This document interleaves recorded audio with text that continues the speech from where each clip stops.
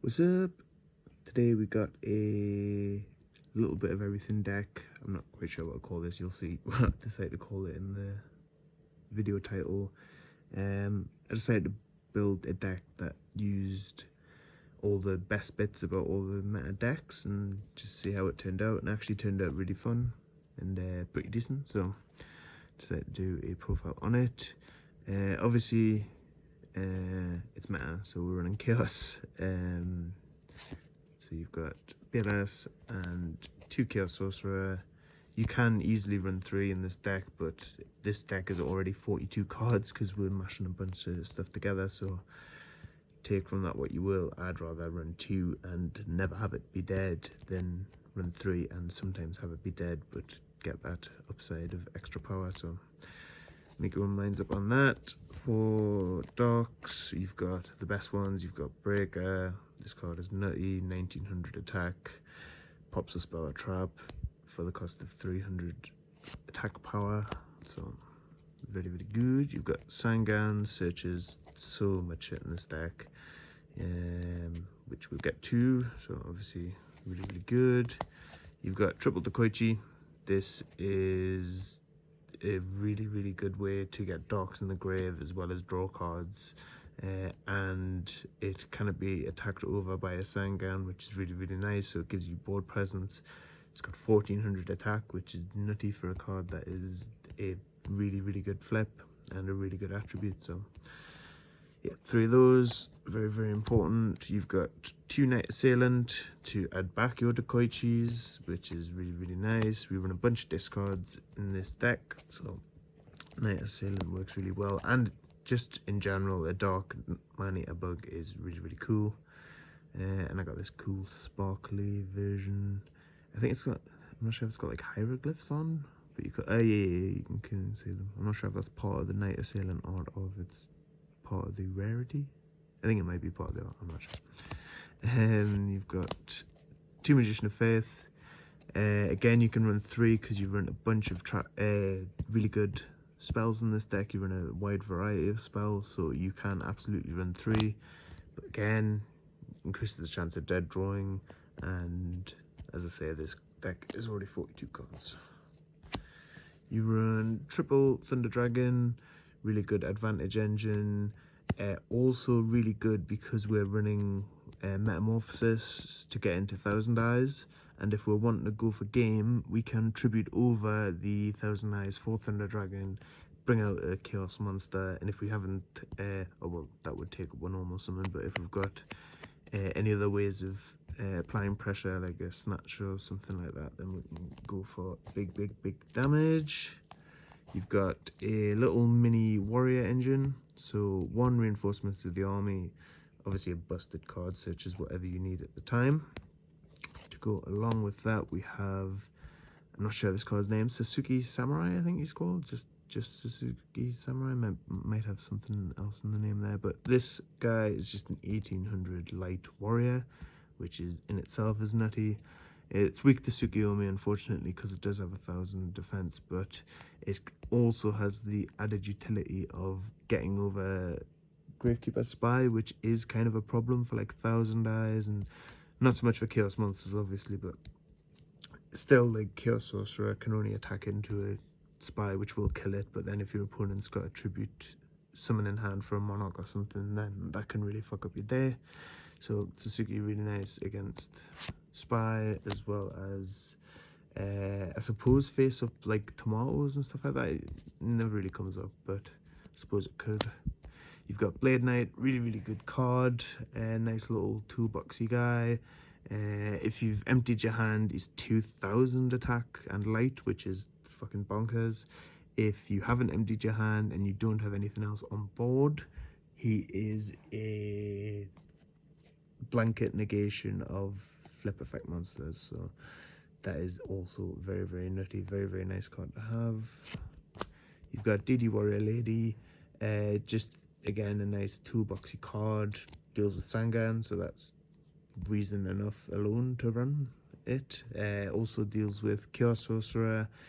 If they've not got anything in hand, you don't have to worry about them attacking this with something else and then getting in for 2-3. You can just set this. and chances are Chaos Sorcerer is going to attack into it. You don't take any damage, and you banish the big boy. So very nice. You've got Exiled Force, deals with face down monsters, so really good. Deals with BLS, really good. Really good. You've got the Metamorphosis, Thousand Eyes Restrict package, so I did decide to max out on Metamorphosis. There is a bunch of ways to get a level 1 on the field, and Thousand Eyes is still just an absolute house, so no regrets there. You can obviously cut this down to 2, which I may do just to get the deck at a more consistent level, but I never seem to draw this dead, so I'll keep it the way it is for now, and then if I do end up drawing it dead, I'll take one out and see how that goes. But I generally always like seeing this card. You've got 2 Scapegoat to go along with the Metamorphosis, as well as just set up a big mass stalling board.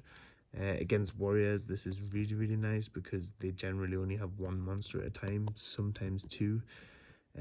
So this can really stall out, and if you've got Metamorphosis, it's just nutty as fuck. You've got Book of Moon, just the one.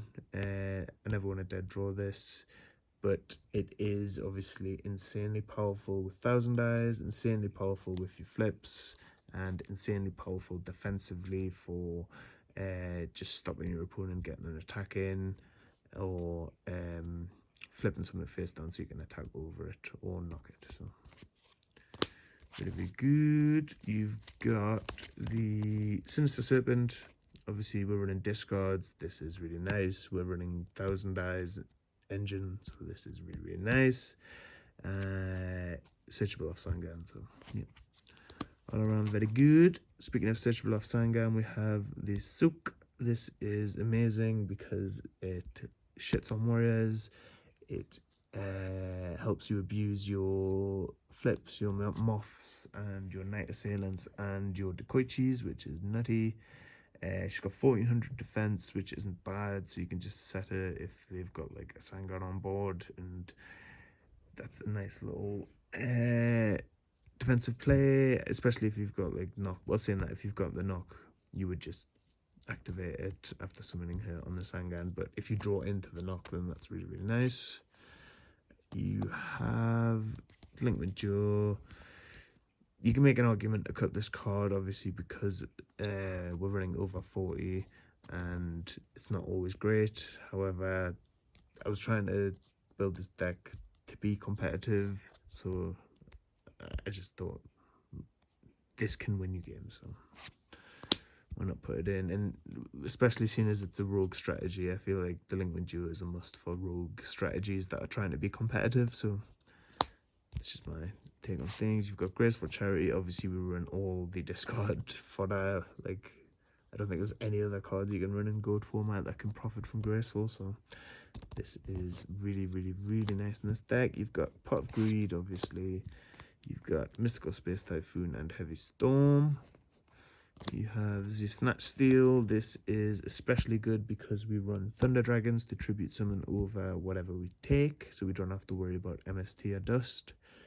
It's also really good because we run Metamorphosis, so we can Snatch Steal a BLS, banish something, Metamorphosis, go for Gatling Dragon, potentially pop some shit, and wreck face. You've got Double Knock, especially good in this deck because we run Book and Sook. You've got Card Destruction, another cuttable card, but I really like this card. As I say, we run all of the discards. We've got Phoenix Wing Blast. I think it's generally agreed upon that this is just better than Regeki Break at the moment. It sets your opponent back a turn when they set a monster, basically, as well as being a clean out to Thousand Eyes. And if you reset an opponent's back row on top of their deck, it sets them back a draw. It gets rid of the back row, and yeah, really nice card, very versatile. You've got Ring of Destruction, Torrential, and Mirror Force, obviously all very standard. And then we have the extra deck. So you've got Rhea Senshi in case you snatch steal a 6. You've got Reaper on the Nightmare in case you snatch steal a 5, or if you've summoned a Thunder Dragon. Doesn't really come up, but you never know. Gatland Dragon, as we discussed before, for BLS. You can also use Metamorphosis your own BLS. Dragoness the Wicked Knight is a must, or whatever level 3 GOAT format card you want. I think this one has the highest attack. Because you want to Metamorphosis your Sangan sometimes to search like a Tsukiyomi maybe, or just whatever you need at the time. Doesn't really come up either, but you never know. You've got Darkfire Dragon. This is in case you snatch steal a warrior monster. So if you're going against warriors and you need to get over a monster, you've got snatch and metamorphosis. You can either snatch and just attack and hope they will waste the back row on it, or if you've not got any back row and you're worried about them drawing into MSTR heavy, you can snatch and metamorphosis for this guy who is a dark, and he's got 1500, so that's not too bad.